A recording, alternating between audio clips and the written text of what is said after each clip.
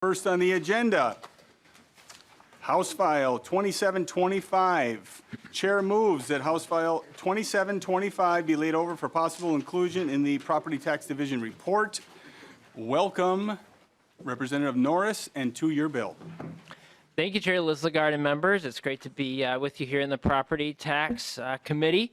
Members, if you're like me, I'm sure one of the main concerns you've been hearing from your constituents lately is the cost of rising property taxes. And in particular, I'm hearing this from our seniors who are, trying to stay in their homes, but as valuations go up, they're seeing their property tax bill go higher and higher. And I want to give Chair Lislegard a lot of credit. I know you've really made this a laser focus for you this year, trying to offer some property tax relief. And I think this brings one additional tool to the table. And this is really supercharging the property tax refund for homesteads.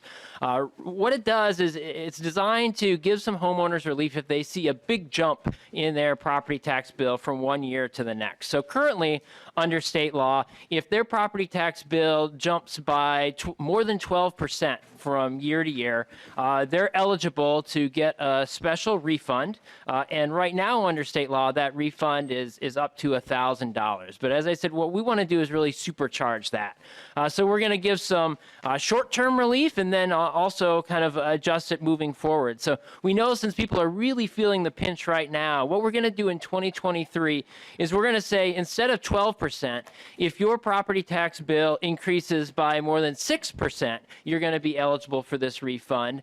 And we're going to increase the amount you're eligible for from a maximum of $1,000 to a maximum of $2,500. So really expanding the number of people who are eligible and also the amount of the refund that they're eligible to receive. And then starting in 2024, we're going to drop that threshold from 12% to qualify to 8%, and you'd be eligible for a maximum refund of $2,000. So again, designed to really target those folks who are feeling the pain the most from the rising property tax bills and getting them some much needed relief. And with that, Chair Lislegard, I know I've got a couple of testifiers for the bill. Well, thank you, Representative Norris. I think first up we have Nathan Jessen.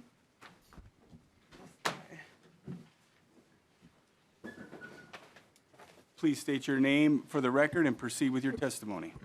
Mr. Chair, members of the Property Tax Division, my name is Nathan Jessen. I represent the League of Minnesota Cities.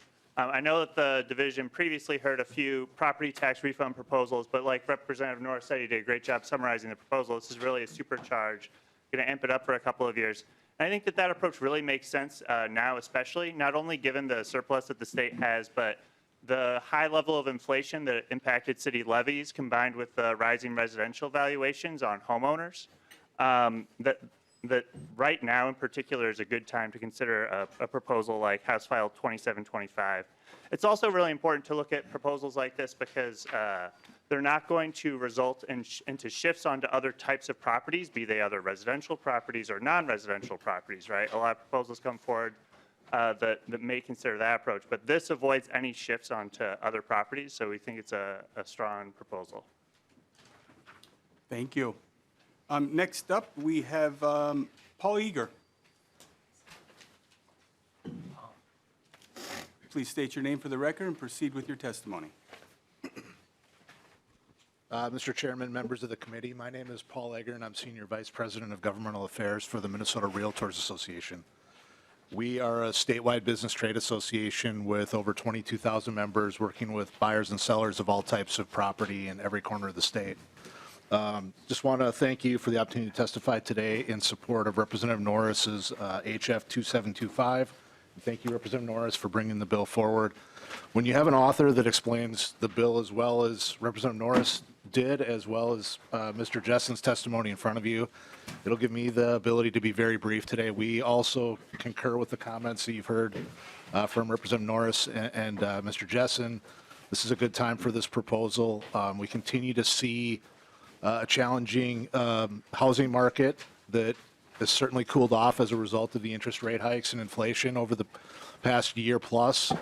However, we also continue to have a lack of housing inventory to meet demand, which puts upward pressure on valuations, which is what you all are seeing in your districts statewide. So this bill would provide some much needed relief for homeowners And just to emphasize the point that Mr. Jessen mentioned, also, this also has the benefit of not shifting property tax burden from one type of property onto others. So it has a number of different benefits. And thank you for hearing the bill, Mr. Chair, and thank you, Representative Norris.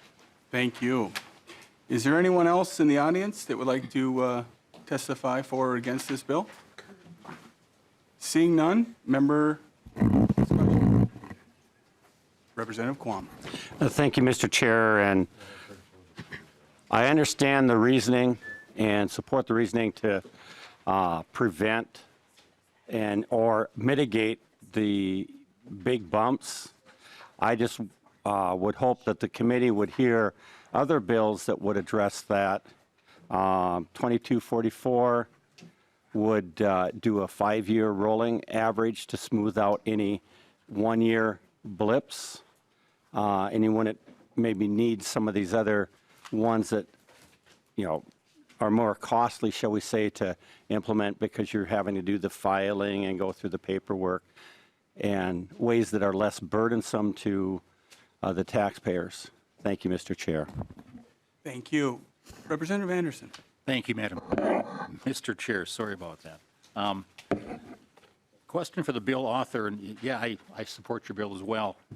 Just wondering if we're talking about the total tax bill in its entirety, what if there are special assessments added on from one year to the next, or a school levy addition? How would that impact your bill in its entirety? Representative Norris. Yeah. Chair Lister, I'm wondering if that's a question that we could maybe toss to nonpartisan staff to talk about the interactions between those different components of a property tax bill that a resident receives. Mr. Swanson. Mr. Chair and Representative Anderson, so the property taxes payable that is used for the determination of property tax refunds is sort of net property taxes after any applicable credits. So it wouldn't include special assessments, and it would be the net amount after any credits are applied. Mr. Anderson. Anyone else? Closing comments. All right. Thank you, Chair Lisagard. And again, thank the committee for hearing the bill. I think a really good point that some of the testifiers made too is this is a way we can help address property tax increases without shifting the burden to other property taxpayers. And with our surplus that we've got, I think we should be putting some money back in the pockets of Minnesotans, and this bill is a great way to do it. Thank you. And you're right, Representative Norris, it is a supercharged. So the chair renews his motion that House File 2725 be laid over for possible inclusion in the Property Tax Division report. Okay.